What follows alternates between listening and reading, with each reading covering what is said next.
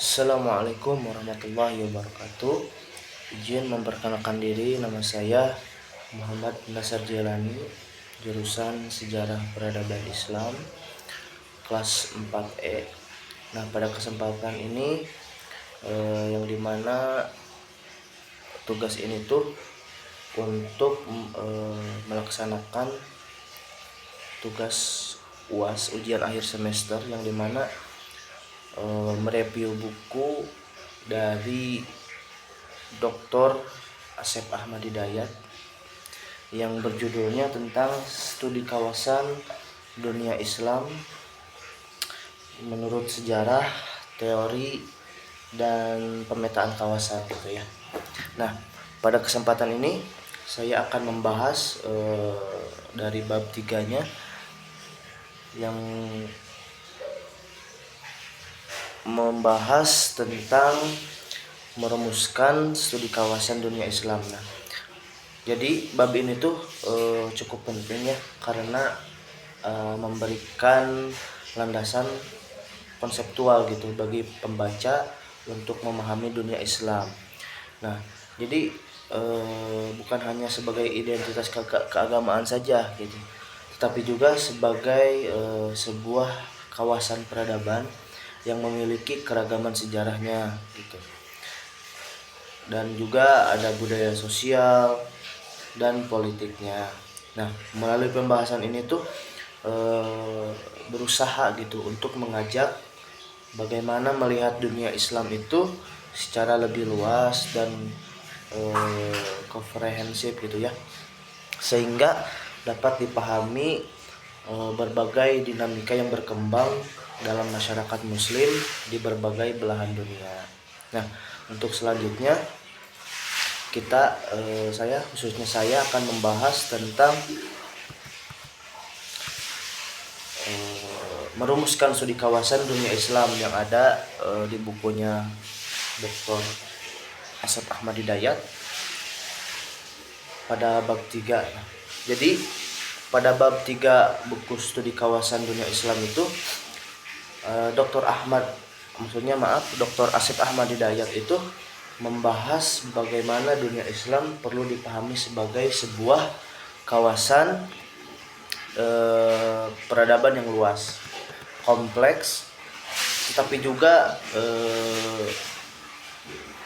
tidak hanya dari sisi agama semata juga, tetapi juga dari sisi sejarah, sosial, budaya, politik, dan bahkan ekonomi yang saling berkaitan. Nah, jadi menurut Dr. Asep Ahmad Hidayat itu cara pandang seperti ini sangat penting gitu, karena dunia Islam pada dasarnya merupakan hasil dari perjalanan sejarah yang panjang dan terus mengalami perkembangan hingga saat ini. Lalu pada awal pembahasannya penulis buku studi kawasan ini menjelaskan bahwa istilah dunia Islam itu atau Islamic World tidak hanya menunjukkan pada negara-negara mayoritas yang penduduknya beragama Islam saja. Nah, istilah tersebut itu memiliki makna yang lebih luas, yaitu menggambarkan sebuah peradaban yang terbentuk dari pengalaman sejarah umat Islam selama berabad-abad. Nah, dunia Islam itu terdiri atas masyarakat yang berasal dari berbagai suku, bahasa, dan kebudayaan yang berbeda, tetapi tetap memiliki kesamaan dalam ajaran dan nilai-nilai dasar Islam. Nah, kemudian menjelaskan bahwa secara geografis dunia Islam itu tersebar di berbagai wilayah, mulai dari Asia Barat, Asia Tengah, Asia Selatan, bahkan Asia Tenggara, hingga kawasan Afrika Utara dan Afrika Barat. Nah, persebaran Islam yang begitu luas menunjukkan bahwa Islam itu merupakan agama yang bersifat universal dan mampu berkembang di berbagai lingkungan masyarakat Islam yang tidak hanya tumbuh di kawasan Arab gitu, tetapi juga berkembang di wilayah yang memiliki budaya dan tradisi yang sangat beragam. Nah, ada hal yang paling menarik dari pembahasan ini, yang dimana penjelasan mengenai proses penyebaran Islam. Nah, Dr. Asep Ahmad Hidayat menunjukkan bahwa di dalam penulisannya itu, di dalam buku, Islam itu tidak berkembang hanya melalui ekspansi politik, tetapi juga melalui perdagangan, dakwah para ulama, terus ada hubungan antar masyarakatnya, terus ada migrasi penduduknya, serta proses interaksi budaya yang berlangsung dalam waktu yang cukup lama. Oleh karena itu, setiap kawasan Islam memiliki karakteristik yang berbeda sesuai dengan kondisi sosial dan sejarah masyarakatnya. Jadi kemudian penulis juga menjelaskan bahwa perkembangan Islam selama lebih dari 14 abad telah melahirkan sebuah peradaban yang sangat maju. Nah, pada masa kejayaannya, peradaban Islam itu berhasil memberikan sumbangan terhadap perkembangan ilmu pengetahuan dunia. Nah, banyak ilmuwan muslim yang menghasilkan karya-karya penting dalam bidang filsafat, matematika, astronomi, kedokteran, geografi hingga ilmu sosial. Nah, kemajuan tersebut tuh menunjukkan bahwa Islam pada masa lalu tidak hanya berkembang sebagai agama, tetapi juga sebagai pusat peradaban dan pengembangan ilmu pengetahuan. Namun di dalam penulis buku Studi Kawasan Dunia Islam karya Dr. Asep Ahmad Hidayat mengingatkan bahwa perjalanan sejarah dunia Islam itu tidak selalu berjalan dengan baik. Seiring berkembangnya kolonialisme Barat, banyak wilayah Islam itu mengalami penjajahan yang akhirnya berdampak pada perubahan sistem politik, ekonomi, pendidikan, dan kehidupan masyarakat muslim. Setelah memperoleh kemerdekaannya, sebagian besar negara muslim itu berusaha untuk melakukan modernisasi. Nah, dari modernisasi itu dengan menyesuaikan diri terhadap perkembangan dunia modern. Nah, kondisi ini kemudian memunculkan persoalan baru seperti perdebatan mengenai hubungan antara Islam dan modernitas, terus ada juga munculnya gerakan pembaruan Islam, serta upaya mempertahankan identitas keislaman di tengah arus globalisasi. Nah, pembahasan berikutnya difokuskan pada hubungan antara Islam dan kebudayaan. Nah, pada bagian ini penulis menegaskan bahwa penyebaran Islam itu tidak menyebabkan hilangnya budaya lokal yang telah berkembang sebelumnya. Nah, sebaliknya juga gitu. Islam itu memiliki kemampuan untuk berinteraksi dan berdialog dengan budaya masyarakat setempat. Interaksi tersebut kemudian melahirkan berbagai bentuk kebudayaan Islam yang berbeda-beda di setiap kawasan. Nah, sebagai contohnya gitu ya, Islam di Asia Tenggara itu berkembang melalui pendekatan yang bisa dikatakan relatif damai gitu terhadap budaya lokal. Contohnya di Indonesia. Nah, proses Islamisasi banyak itu di Indonesia dilakukan melalui jalur perdagangan, pendidikan, dakwah, terus para ulama sehingga melahirkan tradisi keagamaan yang khas. Nah, sementara masyarakat muslim di Timur Tengah lebih banyak dipengaruhi oleh sejarah kekhalifahan.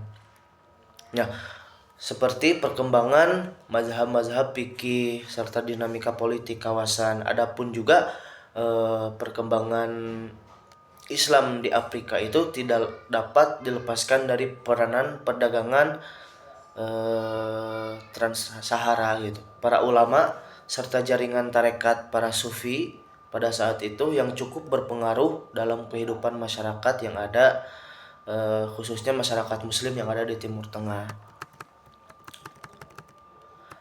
Selain itu juga Dr. Asep Ahmad Hidayat menjelaskan beberapa faktor yang menyebabkan keragaman dunia Islam. Nah, faktor pertamanya adalah perbedaan mazhab dan pemikiran keagamaan. Terus ada faktor kedua adalah perbedaan etnis, bahasa, dan budaya lokal yang berkembang di masing-masing wilayah. Nah, faktor ketiga adalah pengalaman sejarah yang berbeda seperti kolonialisme, konflik politik, hubungan perdagangan internasional maupun interaksi dengan peradaban lain.